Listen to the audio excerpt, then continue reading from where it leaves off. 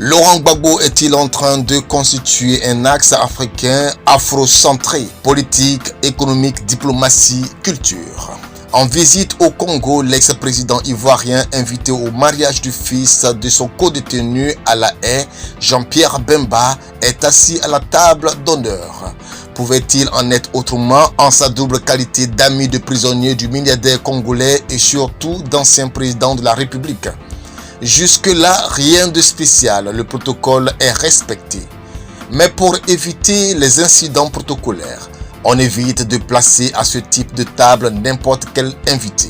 Les antagonismes et les amitiés sont soigneusement étudiés et il est de bonne loi que les liens les plus solides soient côte à côte. C'est bien connu, autour d'un bon repas se décide quelquefois l'avenir d'une nation et ici peut-être celle d'un continent.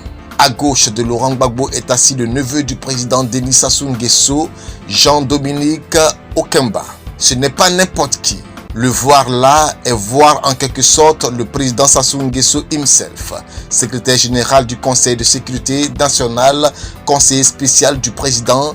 Il est omniprésent dans les hautes sphères du pouvoir. Officier de marine, les services de renseignement du Congo-Brazzaville, c'est lui.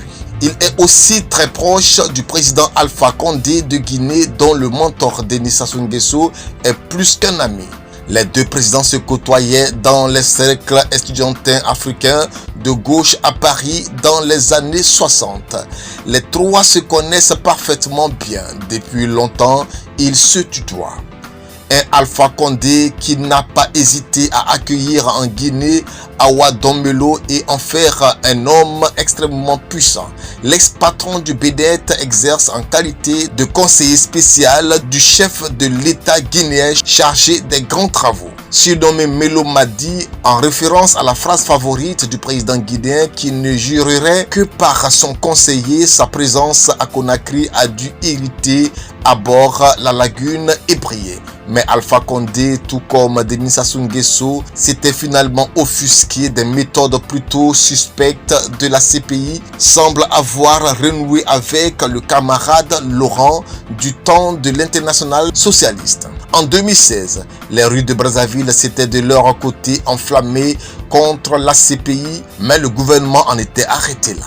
Tout le monde, sauf l'Afrique, semble exempte de rendre des comptes, avait affirmé Uhuru Kenyatta. À la CPI, nous ne récoltons que des préjugés et une chasse raciale. L'Ougandais Yoweri Museveni ou le Rwandais Paul Kagame avaient déjà souligné de cet afrocentrisme de la CPI. Mais pour la Cour, le véritable choc est venu de Pretoria en 2015, le pays de Mandela se retirant aux côtés du Burundi de la CPI.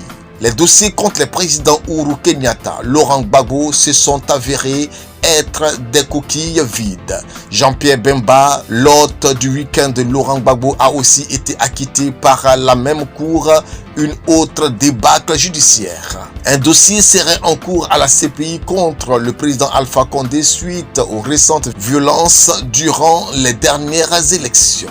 On ne sera pas surpris dans ce contexte et les affinités qui existent entre les deux hommes de voir Laurent Gbagbo les prochains jours reçus à Conakry, Brazzaville, mais aussi Pretoria, Nairobi, Kampala, Kigali et Giteka, la capitale du Burundi.